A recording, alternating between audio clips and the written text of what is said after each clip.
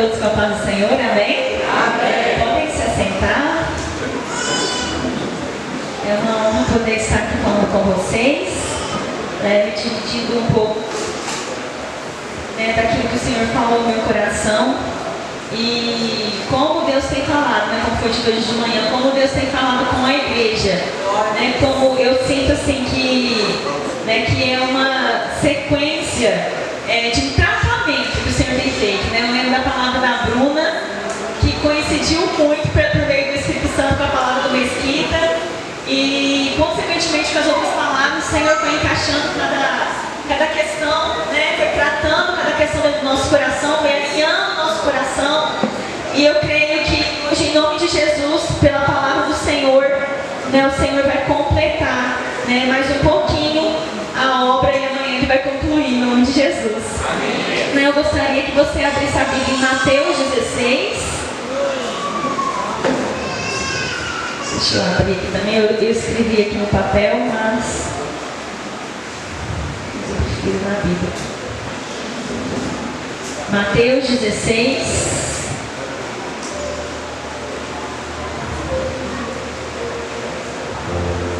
Em Mateus 16, versículo 13.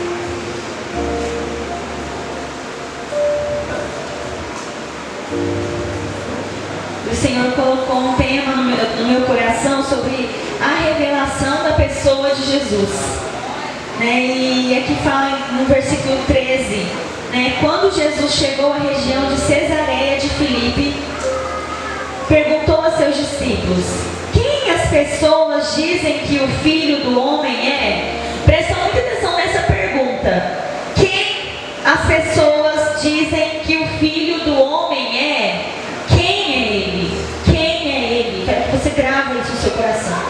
Eles responderam: alguns dizem que o Senhor é João Batista, outros que é Elias e outros ainda que é Jeremias ou um dos profetas. E vocês? Jesus perguntou: quem vocês dizem que eu sou? Quem vocês dizem que eu sou? Simão Pedro respondeu: o Senhor é o Cristo, o Filho do Deus vivo.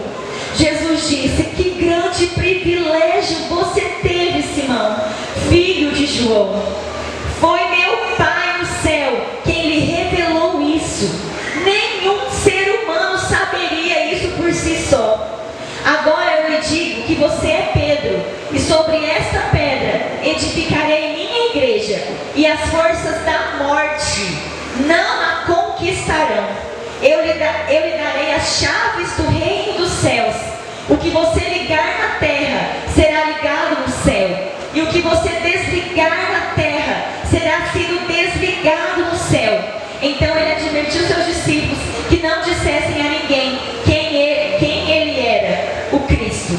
Nós vemos aqui nesse início aqui, que Jesus faz uma pergunta, quem as pessoas dizem que o Filho do Homem é? E aqui nesse momento, os discípulos dizem, que alguns dizem que é João Batista, outros que é Elias, outros que ainda é o Jeremias. E quando eles fazem uma intuição, eles fazem uma dedução, aquelas pessoas naquele momento, naquela geração, estavam fazendo uma dedução de quem era Jesus. De uma maneira intuitiva, eles estavam tentando entender quem era aquele homem que fazia milagres como Elias fez, que batizava as pessoas, derramava o Espírito Santo sobre as pessoas, como João Batista fez, e como Jeremias fez, ele julgava e lançava palavras às vezes duras sobre o coração das pessoas ali naquela geração. Então as pessoas, com intuição, as pessoas pensavam que ele era uma dessas pessoas. Isso nós dizemos aqui. E Herodes era um que achava que Jesus era João Batista, e era uma maneira totalmente intuitiva de dizer quem ele era, quem Jesus era. Deixa eu só. Era uma maneira intuitiva de dizer quem Jesus era. E nada disso tem a ver com revelação. Nada disso, diante dessa palavra, diante dessa verdade, diante dessa pergunta, não havia nada sendo revelado, mas era tudo totalmente intuitivo, totalmente raso esse conhecimento que as pessoas tinham de quem Jesus era. E aí a gente vê no versículo 17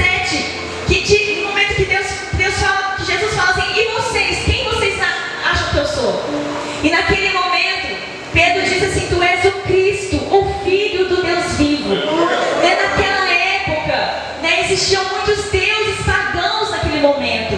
E eles faziam, eles faziam de tudo para poder classificar Jesus como Filho do Deus vivo, porque eles sabiam que todos aqueles deuses daquela geração eram deuses mortos, deuses que não podiam fazer nada por aquela geração. Mas naquele momento estava chegando ali o Filho do Deus vivo, que haveria de fazer milagres, que haveria de fazer grandes prodígios naquele lugar, grandes milagres. Mas mesmo aquela geração não entendendo, vendo todos os milagres que Jesus fazia, eles não tinham a revelação de quem ele era.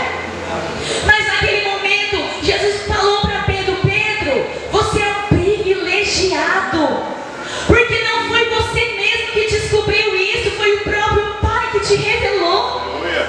E é tão interessante que naquele momento Pedro teve a revelação da identidade do Filho de Deus. E da mesma maneira que que Jesus se dirigiu a Pedro, que Pedro se dirigiu a Jesus, revelando a identidade dele. Naquele momento Jesus também conversou com Pedro, revelando a identidade que Pedro carregava. Ele disse da mesma maneira, assim como era o Cristo, o Filho do Deus vivo, né? Jesus falou assim: tu és o Pedro. Tem um versículo que fala assim, ó, versículo 17: feliz é você, Simão, filho de Jonas. Ele deu uma filiação para Pedro. E logo em seguida, no versículo 18, diz assim, ó: e eu lhe digo que você é Pedro, e sobre esta pedra edificarei a minha igreja, e as portas da morte não poderão vencê-la. A construção da autoridade de Pedro naquele momento foi a consequência da revelação do Pai sobre qual era a identidade de Cristo. A partir daquele momento que Pedro foi revelado, que o Pai revelou qual era a identidade daquele homem que estava diante dele, houve uma construção de autoridade sobre a vida de Pedro. E a Bíblia diz que naquele exato momento, Jesus se dirige a Pedro e diz assim, ó: tu és o Pedro, mas sobre esta pedra eu edificarei a minha igreja. E a Bíblia diz que Cristo é o edificador da sua igreja, é Ele que expande a igreja, é Ele que traz amadurecimento para a igreja, é Ele que faz esses milagres dentro da igreja, como já foi dito aqui. E aqui diz: Pedro, eu estou liberando sobre você uma autoridade, um domínio espiritual. E esse domínio espiritual é a chave que eu estou entregando para você. Através dessa chave, que é a chave do reino dos céus, você irá ligar, e aquilo que você ligar na terra será ligado no céu, e aquilo que você desligar na terra será desligado no céu. E essa autoridade foi por meio da revelação que o Pai deu a Pedro. E da mesma maneira é com a igreja de Cristo, por meio dos pastores. E a mesma maneira também é com você, depois que o véu se rasgou, depois que o Pai se revelou para você, você também tem essa autoridade, em comunhão com seus irmãos, de desligar algo na terra para ser desligado no céu. Nós sabemos que esse desligar e ligar pela construção da igreja naquele momento era tanto a pregação quanto a questão eclesiástica da construção de uma igreja naquele momento, porque até então não havia igreja. Mas isso também fala sobre acesso a níveis espirituais. E eu vejo claramente, pela obra que o Senhor tem feito desde o início do nosso retiro, os níveis que o Senhor tem elevado nossa igreja no reino espiritual. Porque o Senhor nos ungiu, assim como ungiu naquele momento Cristo, para poder trazer liberdade aos cativos, para trazer soltura aos presos, para fazer com que aqueles que estão presos, cativos, angustiados, andem em liberdade. Porque o Senhor nos ungiu para isso também. A Bíblia diz que nós faríamos coisas maiores. Mas é a partir do momento que o Pai revela quem Ele é para você. Você não tem autoridade se você não sabe quem Jesus é. Se o Pai não te revelou quem Ele é. Porque a Bíblia diz que quem vê o Pai vê a Jesus, quem vê a Jesus vê o Pai. E aqui está dizendo E nós vemos essa construção, esse acesso aos níveis espirituais. E quando nós vemos um exemplo na Bíblia sobre esse acesso de desligar e ligar, eu coloquei alguns exemplos aqui, né, sobre a coragem dos discípulos que foram ativados em Atos 4:23, que diz assim, que eles estavam sendo perseguidos naquele momento. Eles estavam sendo perseguidos e mortos e presos. E o terror foi tão grande que eles entraram em algum lugar, que agora não me recordo onde era, entraram com os discípulos ali, eles começaram a rogar a Deus por coragem. Eles começaram a dizer, Senhor, nós vamos orar por coragem, porque nós precisamos, nós não damos conta sozinhos para poder enfrentar o que está acontecendo lá fora. Nós vamos precisar de coragem. E a Bíblia diz que eles começaram a orar e pedir para o Pai coragem. E a Bíblia fala que o Espírito Santo caiu sobre eles e eles tiveram coragem, eles tiveram ousadia, mesmo em meio a prisões, mesmo em meio a morte, de anunciar o Evangelho de Cristo, ainda que padecessem, mas a ousadia, pelo poder do Espírito Santo, movia o coração deles. Nós vemos também Pedro, quando pregou no cenáculo, ele já havia recebido essa autoridade, esse domínio espiritual sobre ligar e desligar. E a Bíblia diz que naquele lugar o Evangelho, quando ele anunciou o Evangelho, a Bíblia diz que 3.000 almas aceitaram a Jesus, 3.000 almas se renderam a Jesus. Isso é ativar, isso é ligar e desligar. A Bíblia diz também que Pedro, ele tinha, hoje a Vanessa está falando aqui, né? A gente às vezes está na igreja, a gente acha que a gente é melhor que o pessoal que está lá fora. E Pedro tinha horror, vamos dizer assim, né? De uma maneira minha mesmo falando, né? Pedro tinha horror dos gentios. Ele não queria que o Evangelho fosse divulgado aos gentios. Ele tinha um preconceito contra os gentios. E a Bíblia diz que a sombra dele, por onde ele passava, a sombra dele curava os gentios e os não gentios. Não dependia de Pedro.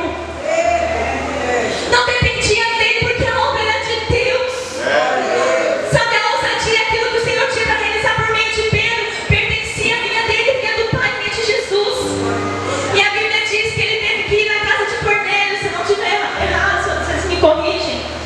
Ele foi na casa de Cornélio, ele teve que visitar. Deus falou com ele, usou de uma pessoa e falou assim, olha, você não é melhor que ele, você vai ter que levar o Evangelho, você vai ter que levar a palavra. E ele foi, levou a palavra. E a Bíblia diz que os gentios foram batizados no Espírito Santo e receberam o Evangelho e se converteram. E graças a Deus, porque hoje nós temos acesso a essa palavra, nós temos a revelação do Espírito Santo, e por meio dessa obra extraordinária de que Jesus fez naquela cruz do Calvário, hoje nós podemos ser livres, hoje nós podemos encontrar com o Pai, hoje nós podemos ver Jesus por meio do Pai. Hoje nós podemos falar com Jesus, hoje nós podemos experimentar os milagres de Jesus, da revelação de quem Jesus é. Ele está se revelando a você. Jesus quer se revelar a você. E o Pai vai te dar essa autoridade, vai te dar esse acesso a Ele. Glória a Deus.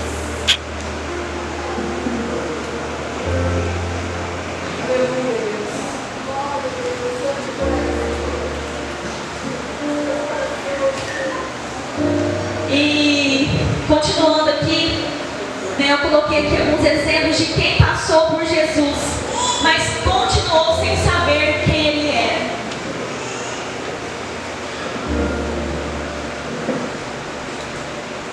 Em João 19:9 diz que naquele momento Jesus estava com a coroa de espinhos. Você consegue imaginar isso, gente? Jesus estava com a coroa de espinhos, com o manto vermelho, já tinha sido açoitado, ele estava diante de Pilatos. E a Bíblia diz assim, ó, e voltou Pilatos, 19:9, e voltou Pilatos para dentro do palácio. Então perguntou a Jesus, de onde você vem?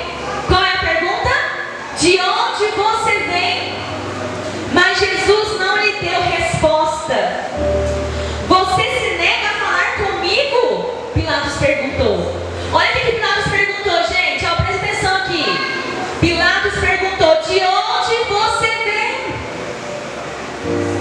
E Jesus negou a falar com Pilatos. E nesse momento, Pilatos falou assim: você não sabe que eu tenho autoridade para libertá-lo e para crucificá-lo? E naquele momento Jesus respondeu: não terias nenhuma autoridade sobre mim se essa não te fosse confirmada, não te fosse dada de cima. E quando a gente olha para Pilatos, Pilatos estava de frente para Jesus. Pilatos estava vendo Jesus, participando daquele sacrifício, vendo literalmente ali Jesus naquela condição de se entregar injustamente em nosso lugar. Mas mesmo assim, Pilatos tendo essa experiência de ver ele visivelmente diante dele, Pilatos não teve a revelação de quem ele era. E muitas vezes acontece a mesma coisa conosco. Pilatos estava de frente para Jesus, o Filho de Deus. E muitas vezes nós estamos na igreja, experimentando os milagres de Jesus, ouvindo a palavra de Jesus, mas ainda existem pessoas aqui ou lá fora em outras igrejas que ainda não tiveram a revelação de quem Jesus é. E quando nós vemos que mesmo ele enxergando Cristo, Pilatos enxergando Cristo, mesmo estando lado a lado de Cristo, mesmo vendo sangue escorrer daquele homem que não tinha culpa, daquele homem humilde de coração, manso de coração, eu consigo imaginar o olhar de Cristo, o rosto de Cristo, totalmente sangrando naquele lugar. Mas mesmo assim, Pilatos, com toda a compaixão que ele ainda tinha, porque a situação de Jesus naquele lugar, ele não teve a revelação. Não sei se mais pra frente teve, gente, não sei. Não estudei história, mas mesmo naquele momento ele não teve a revelação de quem Jesus era, porque ele se aproxima de Jesus e fala: de onde você veio? E nós vemos também o exemplo dos fariseus em João 8, 12 a 19. 8, aqui eu coloquei do 13. Em João 8 diz assim: os fariseus lhe disseram: você está testemunhando a respeito de si próprio, o seu testemunho não é válido. Respondeu Jesus: ainda que eu mesmo testemunhe em meu favor, o meu testemunho é válido, pois sei de onde vim e para onde eu vou, mas vocês não sabem de onde vim, nem para onde vou. Vocês julgam por padrões humanos e eu não julgo ninguém. Aqui está dizendo, assim como nós vemos nos versículos anteriores, que ele perguntou para os discípulos: quem? As pessoas aí fora estão dizendo quem eu sou.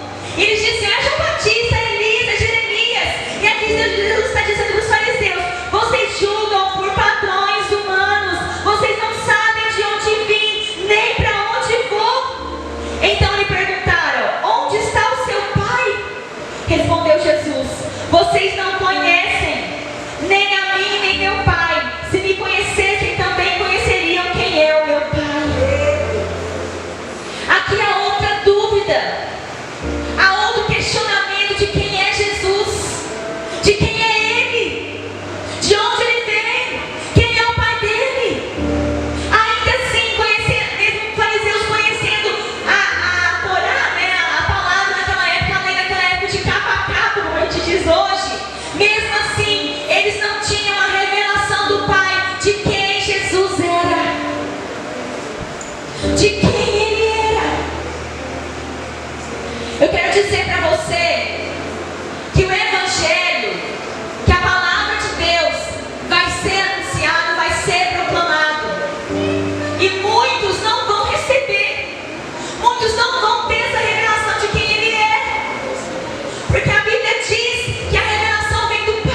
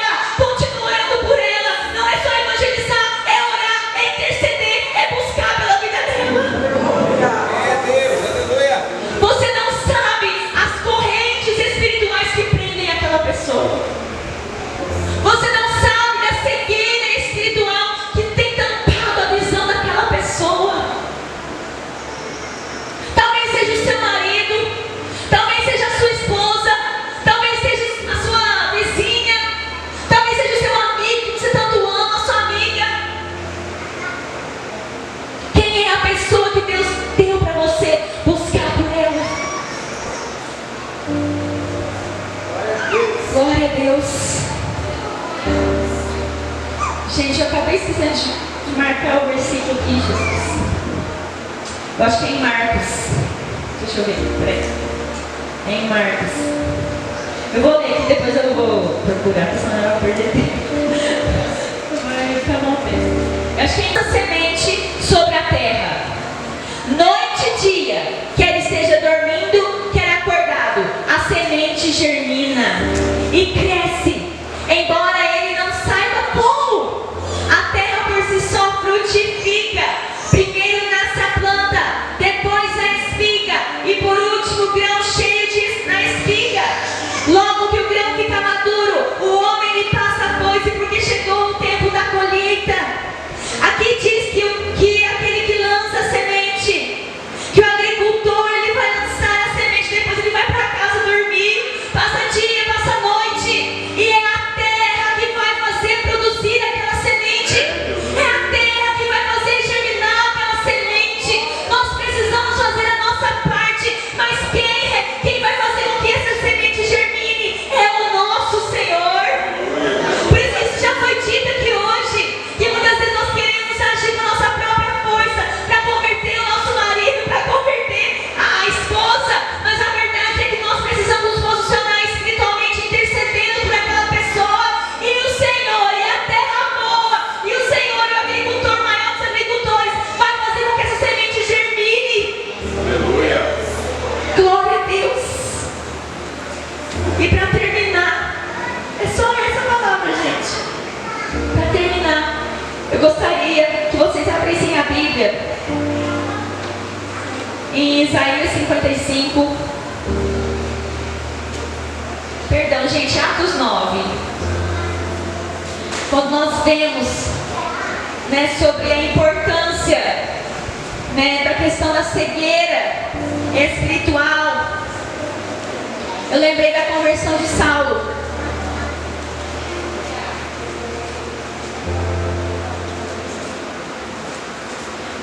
O mundo espiritual existe. As escamas, as correntes, elas existem. E nós, como uma igreja evangelística, como uma igreja que acolhe, uma igreja que discipula, uma igreja que destina ao propósito, nós precisamos estar realmente equipados com essas verdades e entender que nós precisamos nos posicionar espiritualmente, além da atitude física, que é tão importante quanto. E aqui a Bíblia diz em Atos 9, diz assim, olha que legal, vamos ler todos juntos. Enquanto isso, Saulo, motivado pela ânsia de matar os discípulos do Senhor, procurou o sumo sacerdote, pediu cartas para as sinagogas em Damasco, solicitando que cooperassem com a prisão de todos os seguidores do caminho, homens e mulheres que ali encontrassem, para levá-los como prisioneiros a Jerusalém. Começa a imaginar, gente. Quando se aproximava de Damasco, de repente uma luz do céu brilhou ao seu redor. Ele caiu no chão e ouviu uma voz lhe dizer: Saulo, Saulo, por que você me persegue, Saulo? Quem és tu, Senhor? Perguntou Saulo. E a voz respondeu: sou Jesus, a quem você persegue. Agora levante-se e entre na cidade, onde lhe dirão o que fazer. Os homens que estavam com Saulo ficaram calados de espanto, pois ouviam uma voz, mas não viam ninguém. Saulo levantou-se do chão, imagina ele levantando-se do chão, mas ao abrir os olhos estava cego. Então o conduziram pela mão até Damasco. Lá ele permaneceu cego por 3 dias e não comeu nem bebeu coisa alguma. Havia em Damasco um discípulo chamado Ananias, e o Senhor chamou uma visão: Ananias.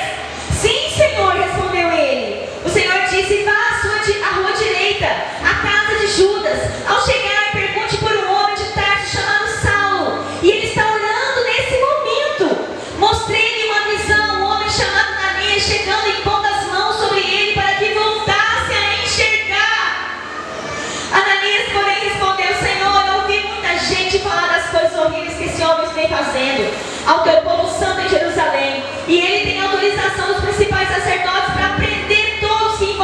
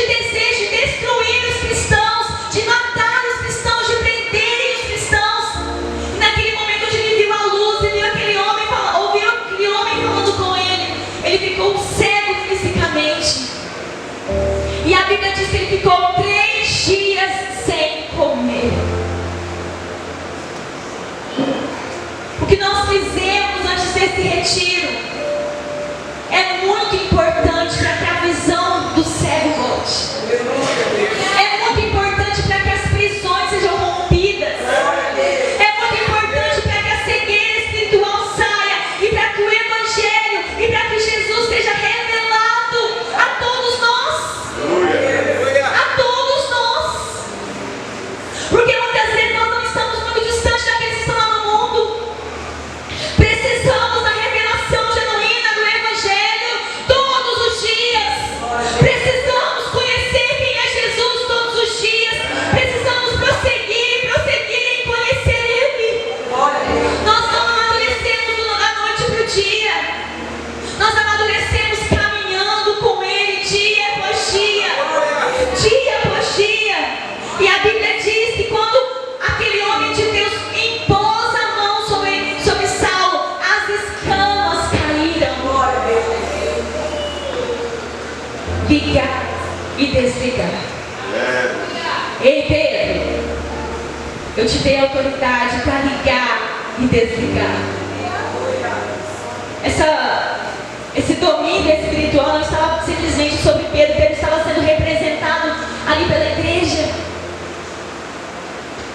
Aquilo que nós ligarmos na terra será ligado no céu. Desligarmos na terra será desligado no céu.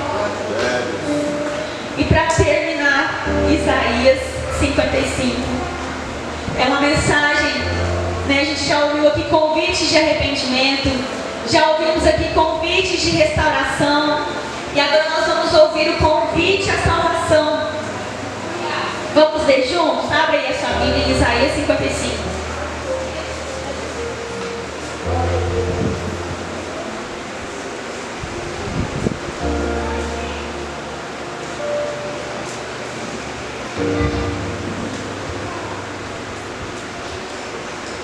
Alguém tem sede? Venha e beba. Mesmo que não tenha dinheiro, venha, beba vinho ou leite. É tudo de graça. A pergunta para você hoje, cristão que está aqui, é: por que gastar seu dinheiro com comida que não fortalece? Por que pagar por aquilo que não te satisfaz? Ouçam-me, olha o Evangelho sendo anunciado para o seu coração. Ouçam-me, e vocês comerão o que é bom. Nós vamos comer o que é bom se nós ouvirmos a Ele. E se deliciarão com os alimentos mais saborosos do que aquele que você pode comprar. Venham a mim com os ouvidos bem abertos. Chega, gente. Chega de cristão chegar dentro da igreja e ficar andando para lá e para cá, e ficar lá fora ao invés de ficar aqui ouvindo. A Bíblia diz, é um convite. Chega, venha ouvir de ouvidos abertos. Se o trono do Senhor estivesse aqui fisicamente, com certeza você não perderia tempo, estaria aos pés dele, ouvindo Ele, ouvindo cada palavra. Será que você tem chegado aos pés do Senhor com aquela expectativa gostosa de que o Senhor vai falar comigo hoje? O que o Senhor vai tratar comigo hoje? Porque muitas vezes nós vamos no psicólogo, nós vamos no médico, e a gente está interessado em ouvir o que o médico vai falar dos nossos diagnósticos, né? Nossa, o que ele vai falar do meu exame? Nossa, o que ele vai falar da minha ferritina? Né? O que ele vai falar dos problemas, da minha questão emocional? O que ele vai falar? E muitas vezes nós não chegamos com a mesma expectativa de ouvir aquilo que Deus vai te direcionar, e como Ele vai te alinhar, e como Ele vai te restaurar, no que você precisa mudar. Aleluia. Então venham a mim com os ouvidos bem abertos, escutem e encontrarão vida. Farei com vocês uma aliança permanente, o amor que fielmente prometia Davi. Vejam como eu o usei para mostrar meu poder aos povos e o fiz governante das nações.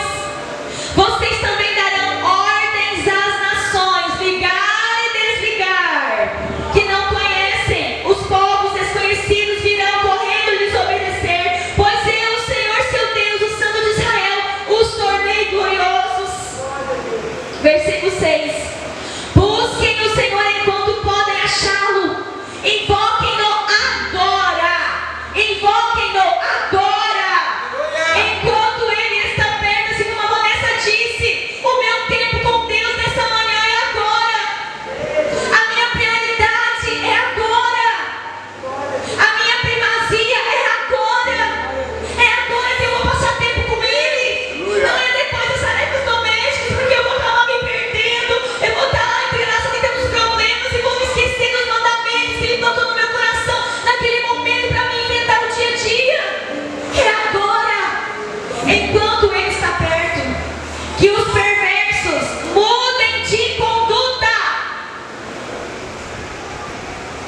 Evangelho faz.